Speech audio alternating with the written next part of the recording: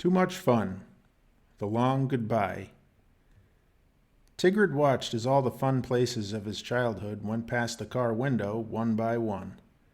They'd gotten a last swim in at Marion State Park. They'd driven past Tigrid's school. They had taken a last look at the Dairy Queen. And now they were having a final breakfast at McDonald's. Tigrid felt full of years and experience having surveyed his hometown.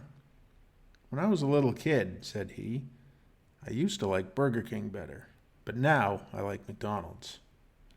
"We'll find another Mickey D's in California," said Rupert, his father.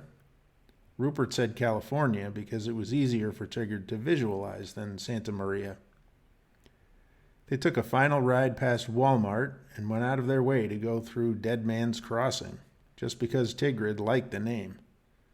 In the rearview mirror, Rupert saw his son's blue eyes dart back and forth as they followed objects along the side of the road from under his black hair. They climbed onto the highway for their big journey. Mr. and Mrs. Schaut had decided against flying. As a special treat for Tigrid, they would drive through the plains and the Rockies and see America. Tigrid loved exploring and would be in heaven hiking around state and national parks, camping out, and seeing a few cities.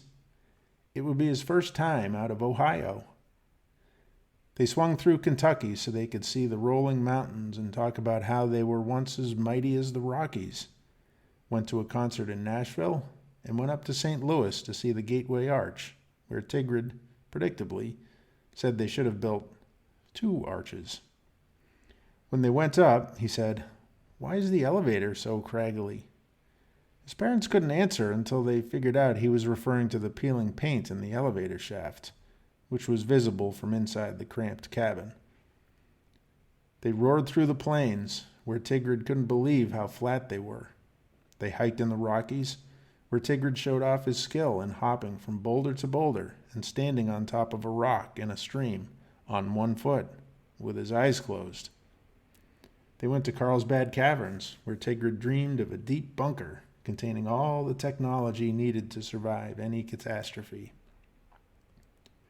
They visited the less well-known Sitting Bull Falls, which fascinated Tigrid because the river came out of the desert, went over a waterfall, and then disappeared into the desert again.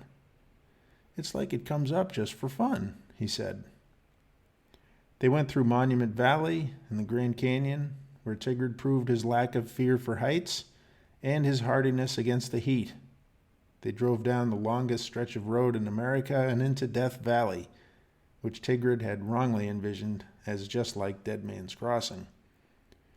Rupert said it was population 0, all dead. They went to Sequoia National Forest, the nearly deserted Sierra National Forest, and finally Yosemite. "You don't want to get close to bison," said Tigrid. "They can't see." After that, it was a long day's drive to 2631 Long Terrace. Settling in, Tigrid got to choose among 2 upstairs bedrooms. The other would be a playroom. One last time, they slept in tents in the backyard, and the next day, the moving truck delivered everything. Tigrid's mother, Annabelle, made sure they unpacked enough the first day to live like humans, and had the movers distribute the other boxes neatly where they would belong, and presto, they could start their new lives. With the weeks of traveling, Tigrid still had the feeling that they would get up and keep moving west again. In his bones, he didn't feel like they were really there yet. He was up early the next morning asking his parents if they were sure they didn't have to keep going.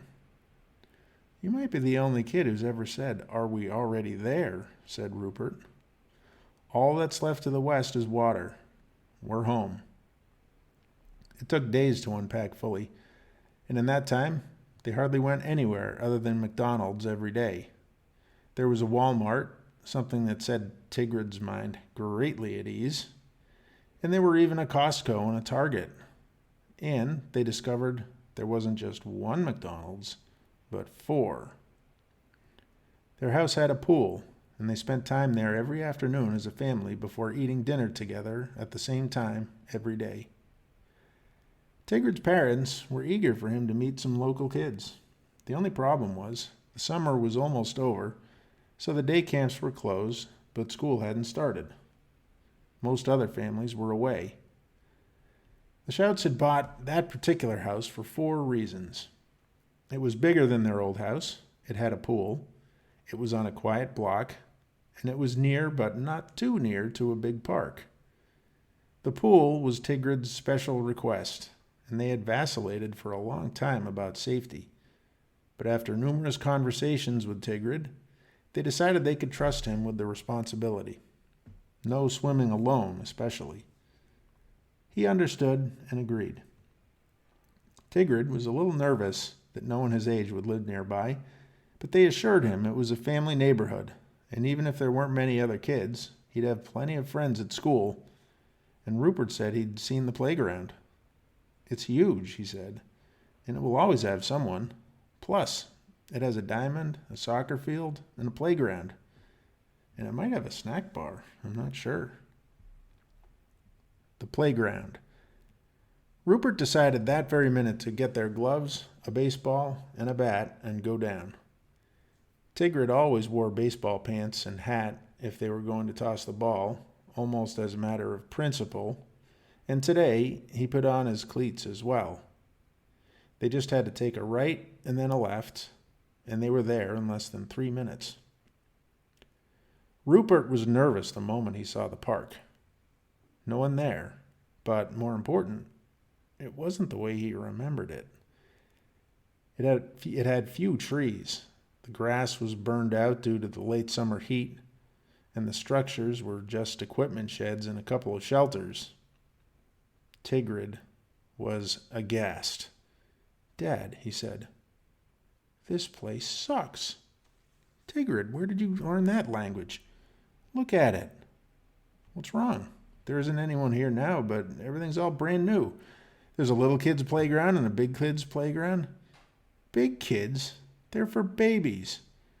Tigrid stood straight and pointed accusingly. "Look." "I see slides, places to run. What else do you want?" "What about the merry-go-round?"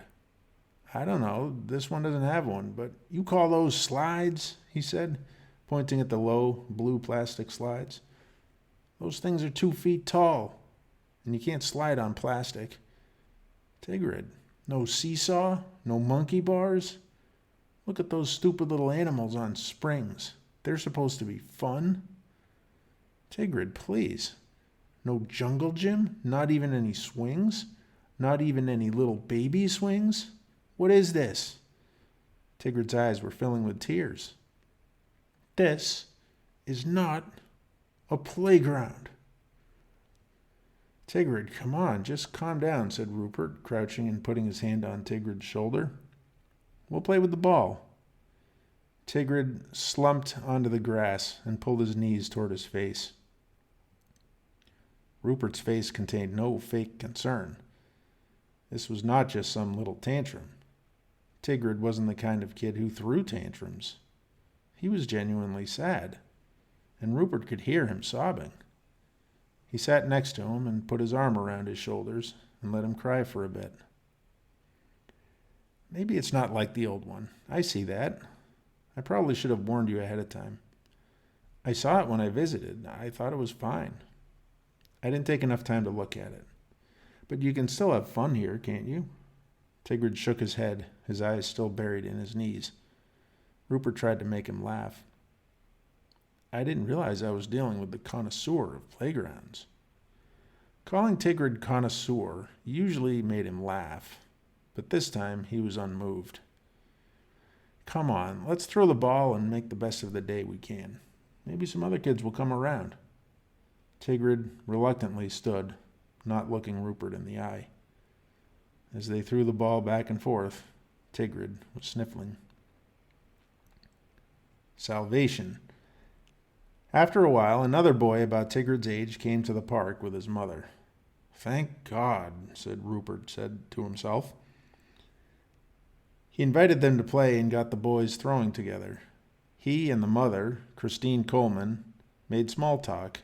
Randall, her boy, would be in the same first grade class. Then they did some batting, with Rupert as pitcher. Randall didn't have any baseball skills to speak of. His swing was in slow motion, and if his glove was lucky enough to be in the way of the ball, he couldn't catch it. But he got along with Tigrid, and Rupert arranged a play date with him, thanking Christine and his good luck heartily. By then, Tigrid looked okay. Rupert took his hand, and in the glow of sunset, they walked home, father and son, gloves on their hands, the bat over Rupert's shoulder, Tigrid with his bat and gloves stuck in his back pocket, his hat on slightly sideways, and his cleats clicking along the pavement. Tigrid spoke to his father about throwing and batting. You see, if it's fast, you have to lean into it. You just pretend you're stepping your foot over a candy bar. But if it's slow, you can just swing low. If someone had taken a picture, they would have titled it America. Why? Tigrid's feelings about the playground, however, did not change. I'm not a little kid, he would say.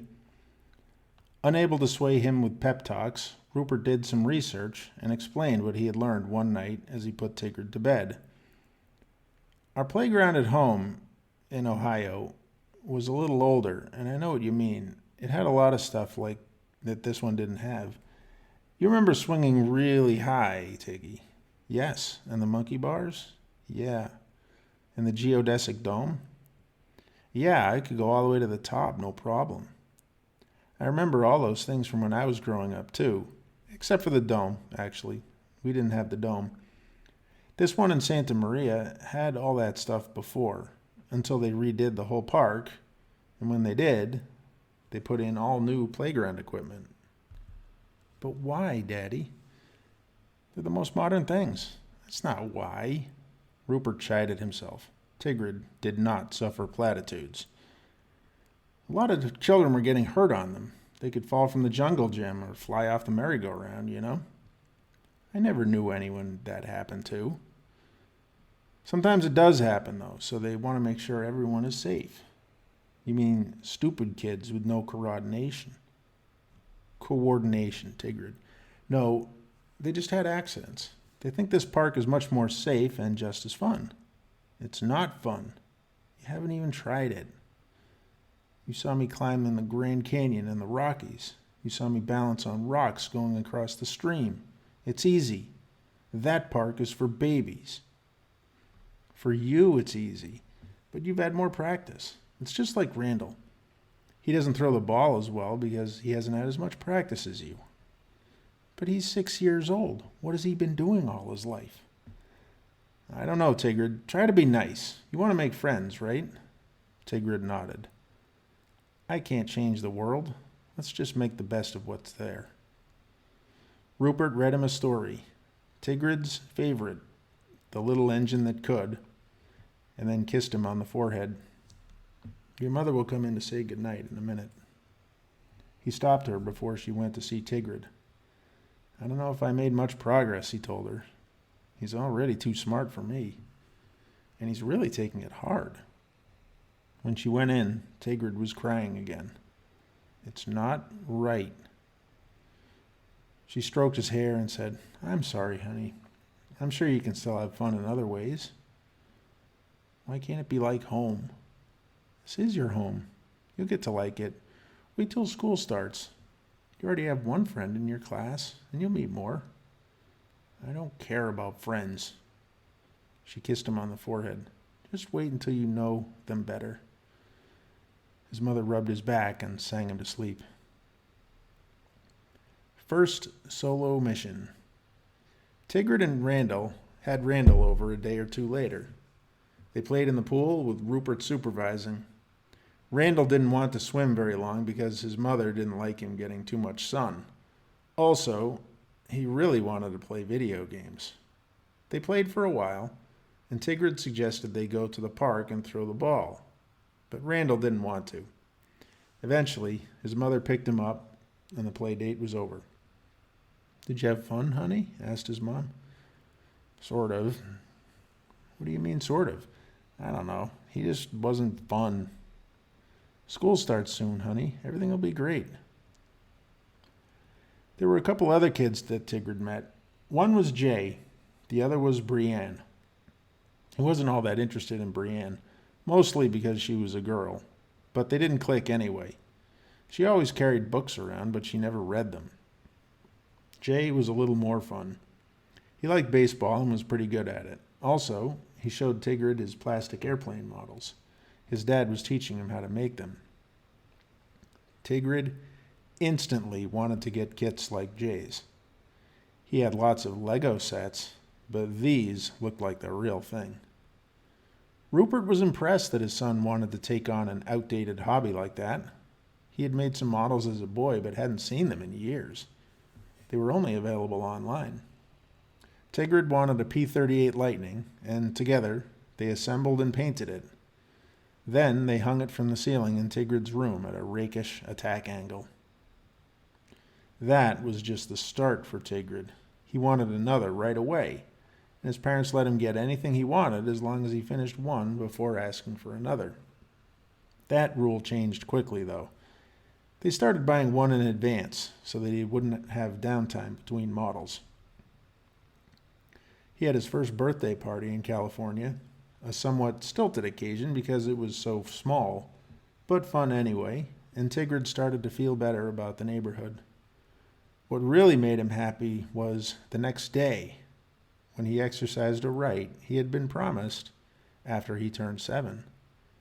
He asked his parents if he could go to the park alone. Rupert and Annabelle looked at each other as if the devil had just come to collect their souls.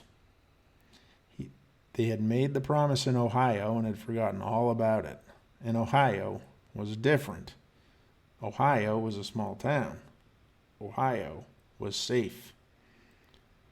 Just a second, Tigrid, said Rupert. He and Annabelle huddled in the next room. In Ohio, their neighborhood was almost rural. The playground was probably farther away, but the atmosphere was different. The houses weren't so close together, and everything wasn't curated like in Santa Maria. Also, they knew everyone in the neighborhood, and the playground was within sight of trusted neighbors on a small street. Here, the giant park was surrounded by at least 20 houses, and South College Drive, on the other side of the park, had 4 lanes and went straight to the highway. On the other hand, if they broke their promise, it could be months before he forgave them. He might have a bad start to the year, and then... They made sure he had his cell phone and a tracking app on. They sat down and went over some rules. Stay away from the parking lot, said Rupert. And don't talk to anyone, said Annabelle. Tigrid nodded patiently. Rupert made sure he had his cell phone with location sharing on. Meanwhile, Annabelle sneaked upstairs to call Christine and ask her to go down to the park with Randall. Then Rupert put his business cell phone in Tigrid's backpack with another tracking app on, and Annabelle put a water bottle and a snack inside. And they gave him permission. Tigrid marched through the door with pride, glove and ball in hand and a backpack on, and his backpack on, and disappeared around the corner. Tigrid found no kids his age at the park, though there were some teenagers playing basketball. He sat on a bench. Before long, Christine came along with Randall, who said, "Hey, Tigrid, I didn't know you'd be here." "Want to throw?" said Tigrid, someone hoping he would say no. Randall didn't want to. He wanted to use the playground, so Tigrid went to the diamond and threw fly balls to himself. There were some cars in the parking lot, whose owners were probably way on the other side of the park. Officer Juarez. After a while, he walked across the soccer field, where there were a few benches next to a cul-de-sac that bordered the park. He was looking at the houses across the street, wondering if there were any kids who lived there, when a police car rolled up. Tigrid sat down as soon as he saw the officer walking toward him. He looked the other direction. "Hey, kid."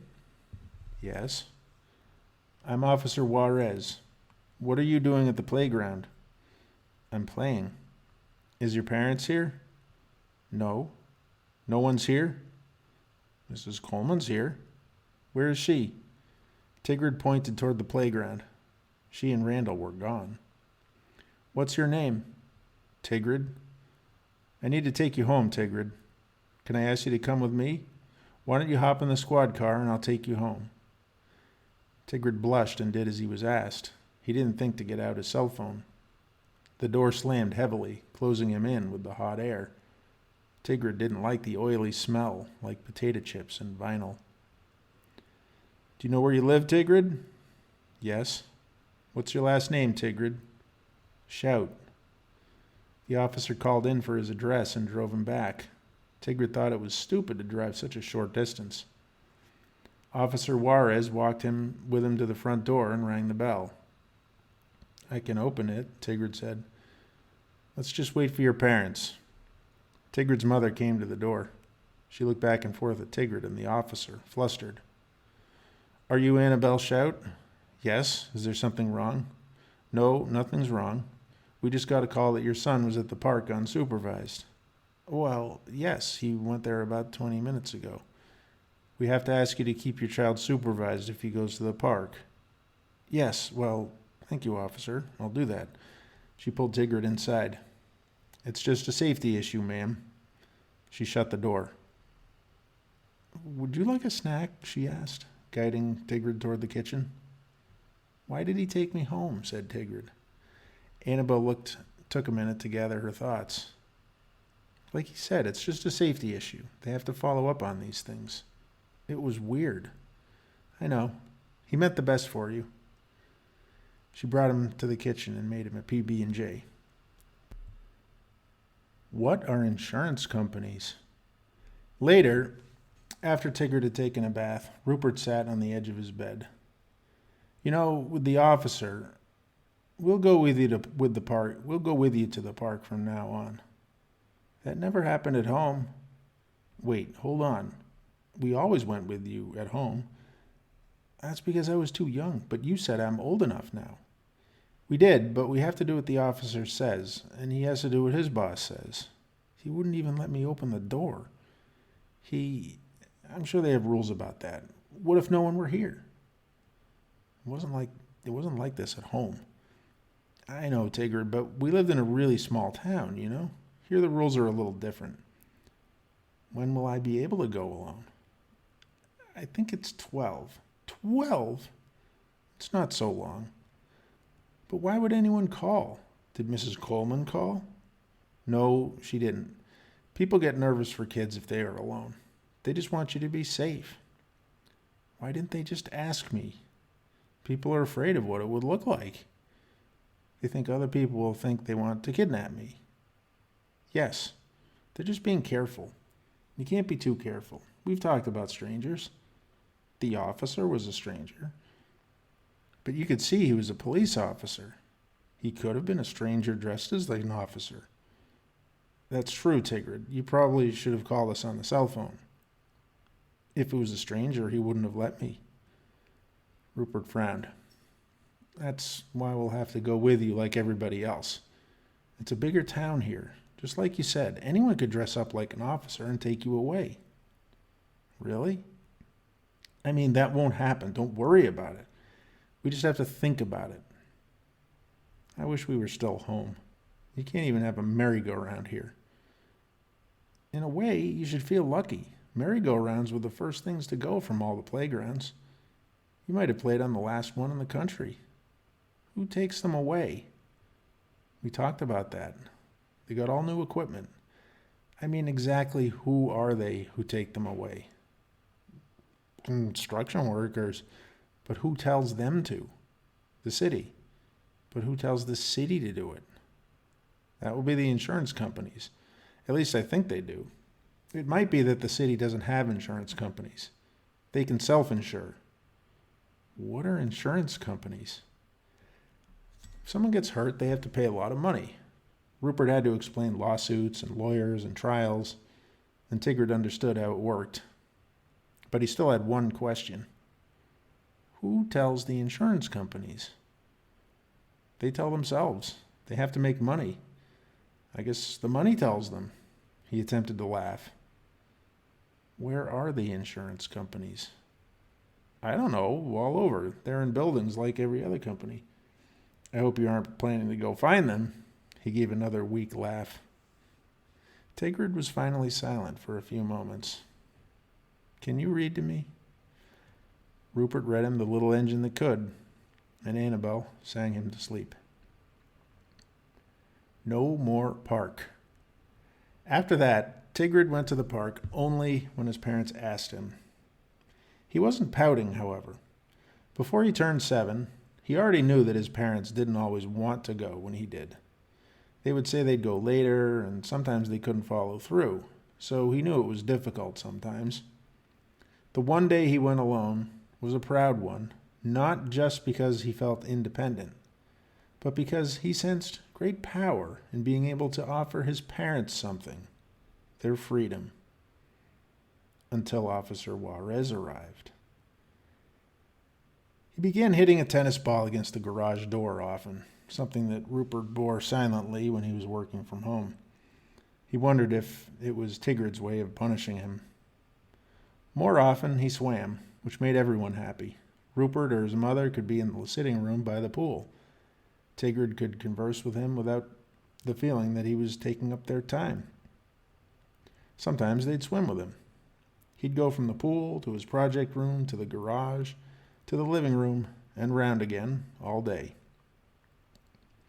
Once Rupert snagged him as he jogged past the couch, still dripping from the pool, and gave him a hug. You know one thing I really appreciate about you, he said? You're not one of those kids who wants to play video games all day long.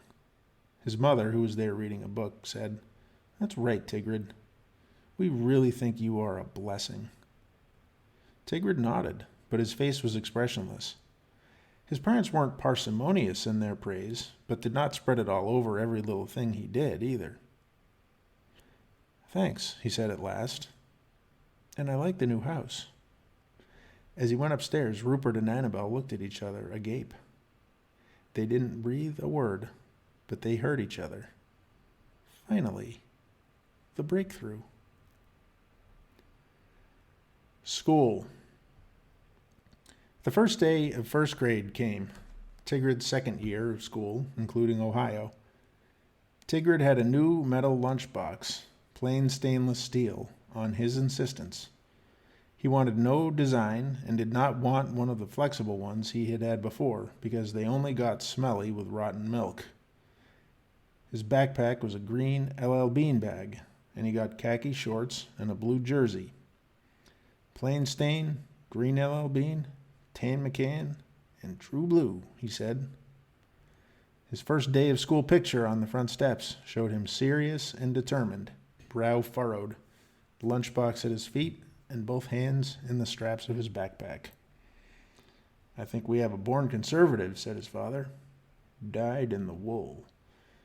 Tigrid took that as a compliment, though he didn't know what conservative meant, and he was confused by the second part. He thought his father had said, dyed in the wall. You look very handsome and put together, said his mother. Our handsome little man. The first day was good, for the most part. His teacher, Miss Milne, was nice, and the other kids were okay, too. Randall was in his class along with Jay and some of the kids from the birthday party, including Brienne. He had his own cubby with separators, no sharing, and the water fountain was right outside the door and had good pressure. The classroom had Legos and blocks, and he relished the look and smell of his crisp new workbooks, his notepad, and his pencil. He also liked the bus. He was fascinated by its sheer size, the massive tires that stood above his head, the roar of the engine, and the squeal of the brakes, along with its bitter, dusty-smelling exhaust. The tires smelled strongly, too, in the hot sun. He loved looking out the window and watching everyone bounce up and down in unison when they went over a bump. There was only one thing he didn't like. No playground, he said as soon as he got home. Annabel's smile waned. None? I mean it, no playground. Tigrid was in a bad mood all evening, and Annabelle and Rupert were crushed. It was like getting pulled back in time by a black hole. "What kind of school has no playground?" Tigrid said, and he kept asking the same question every few minutes, no matter how much they consoled him. The only thing that snapped him out of it was cold logic. Rupert asked him what kind of playground it would be if there were one. Tigrid looked up at him with shock. "A bad one." So Tigrid was able to go to school the next day with an equanimous feeling, if not a happy one. Tigrid noticed that other than Jay, his schoolmates had few skills with Legos or blocks. They created aimless, erratic shapes with no function. They never understood the teacher either. They always made mistakes on their work, even if the teacher had just told them what to do. They could barely read aloud. The word is same, he would think. You pronounce that Sam? For some reason, words like Thanksgiving were on the spelling list. How could a word be simpler, he wondered. You just put two easy words together. Also bothersome was that Miss Milne would not let him work ahead in their books. She gave him extra math problems instead, but they were just the same thing over and over. She did let him read his own books, and he was allowed to use the Legos if he finished something early. But he started to wish he could bring his airplane models to school. That was a definite no, however. The glue and the paint could not come in.